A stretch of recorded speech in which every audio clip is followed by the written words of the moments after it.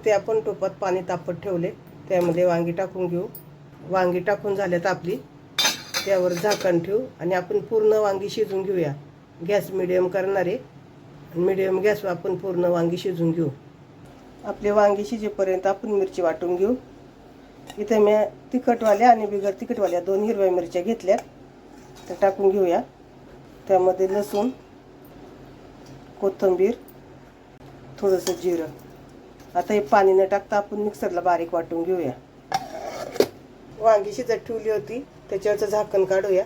इथं आपली वांगी शिजून झाल्यात, गॅस बंद करू। इथे वांगी आपल्याला थंड करायच्यात। इथं आपण ताटात वांगी काढून घेतल्यात, थोडीशी गरमच आहे। वांग्याचे असे भाग करायचे, 4 करा 2 करा, फोडून घ्यायची। अशी किड्याचं असेल तर काढून टाकून द्यायचं, की लगेच कळते आपल्याला।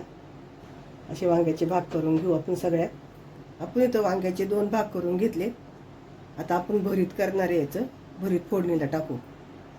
आपण फ्राय पॅन तापत ठेवलाय, त्यामध्ये ओतणार आहे तेल, त्यामध्ये टाकणार आहे बारीक चिरलेला कांदा।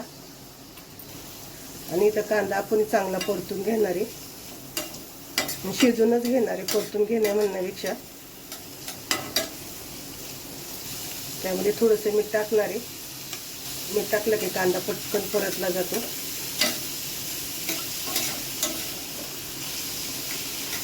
कांदा आपण फास्ट गॅसवर परतून घेतोय।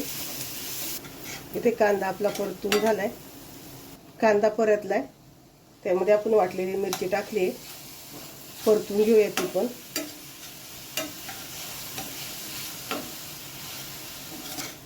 मिरची पण आपल्याला चांगली परतून घ्यायची, कच्चेपणा घालवायचा पूर्ण मिरचीचा। 2-3 मिनिटं परतून घ्यायची आपल्याला। इथे गॅस मिडियम केलाय मी। इथे मिरची परतून झाली आहे, आपण पहिले मीठ टाकले, अंदाजाने मीठ टाका। उकडलेली वांगी मिक्स करून घेऊ आपण। शिजलेली आहे, एकदम हलक्या हाताने मिक्स करायची, सगळा मसाला वांग्यांना लागला पाहिजे। भरितासारखे एकदम छान शिजून निघाले, त्याचं भरीतच झाले, एकदम गाळ झाले सगळ्या वांग्यांचा। आणि एकसारखं इथं आपल्याला 2 ते 3 मिनिटं सतत मिक्स करत राहायचे, परतून घ्यायच्या चांगली।